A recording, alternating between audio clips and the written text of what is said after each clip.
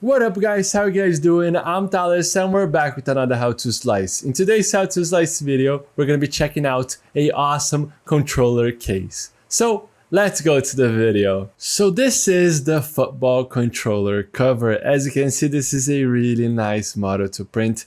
And in this video, we're gonna be checking out the best print settings to print it. So let's go. So as you can see right here, we got the model for the PS5 and for the Xbox controller. Both of the models can be printed with the same print settings.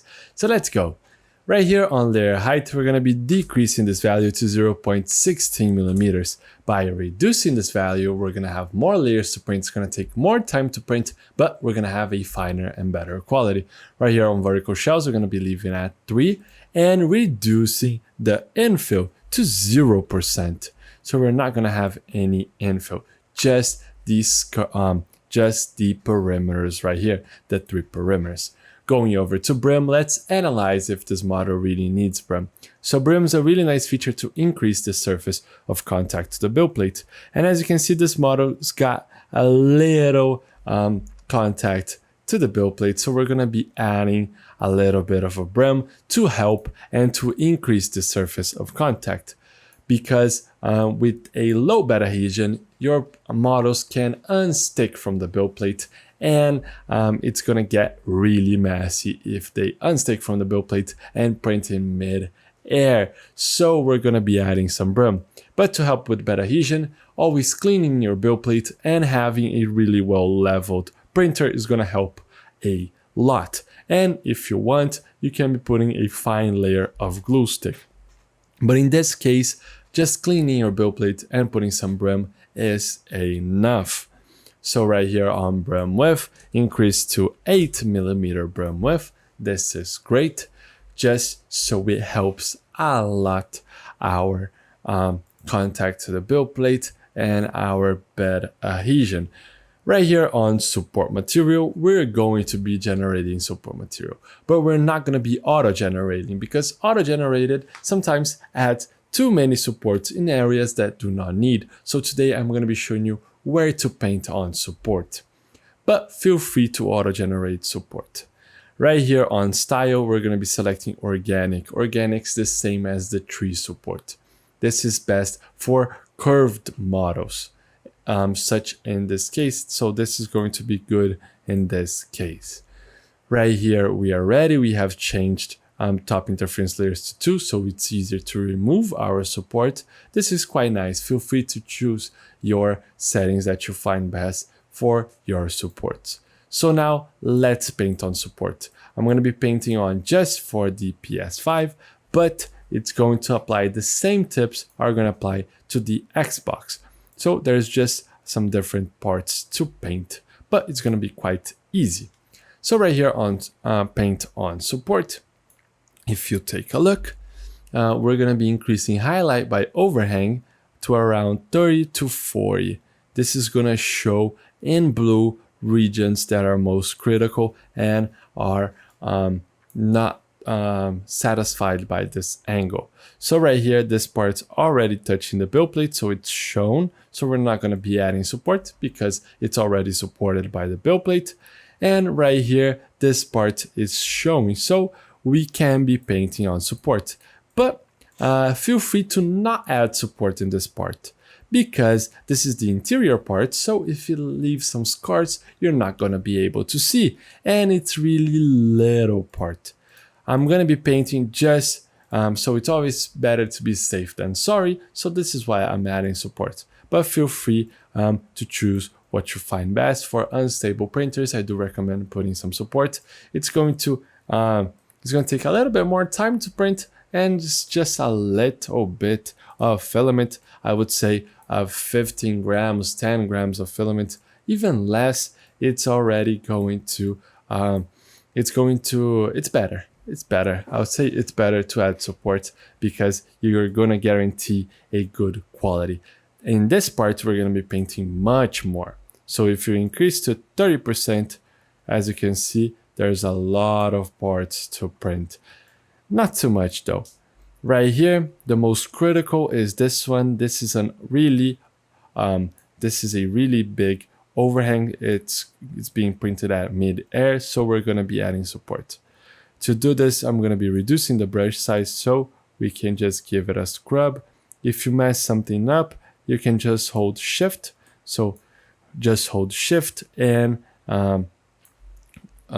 paint over, so it's going to be erasing. Right here, there is some blue, so I'm going to be adding. Make sure, always remember this connectors right here to join both parts. Add a little bit of support because it's not supported right here. So add some support to get a good result. See, this needs support. So add support and do not forget. Right here on this part, there's other connectors right here. So we're going to be adding, and this two sides right here. Oops.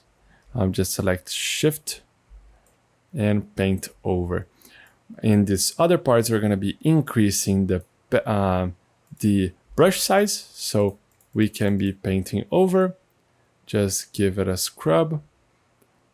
This part's kind of critical, so we're going to be adding support. And if the supports leave some inconsistencies, you're not going to be able to see because this is the inside part of your controller.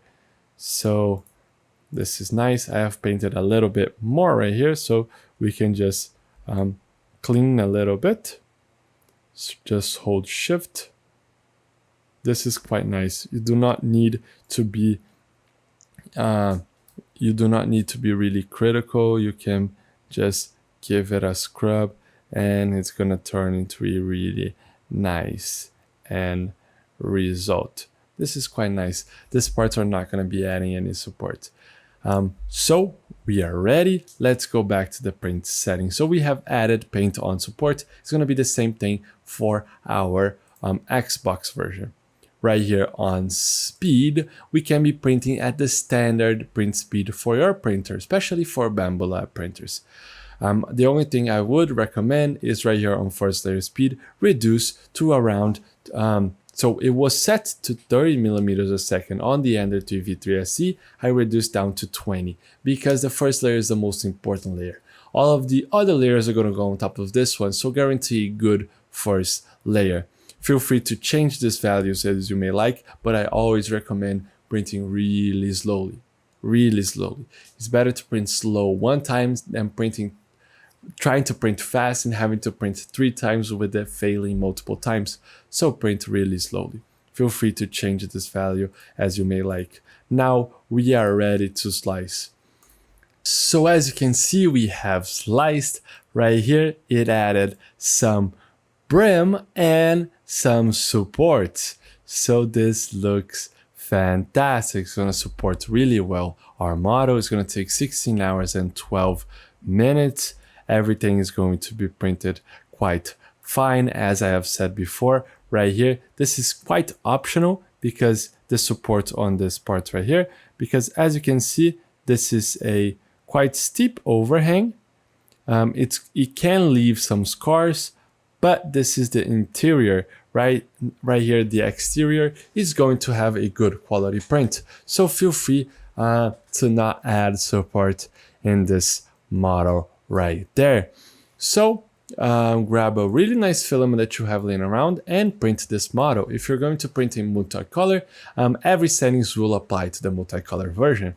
So this is quite nice. Enjoy a lot this model, and I hope you liked all of the tips. So the model is ready to print. Make sure to check out stlflix.com for more models like this one, and I'll see you in another one. I hope you guys enjoy it. Those slicing videos are an initiative from STL Academy, which is the educational project from STLflix. So if you guys want to learn more about 3D printing, you could check our description and look at STL Academy courses. And don't forget, see you guys at the next slicing.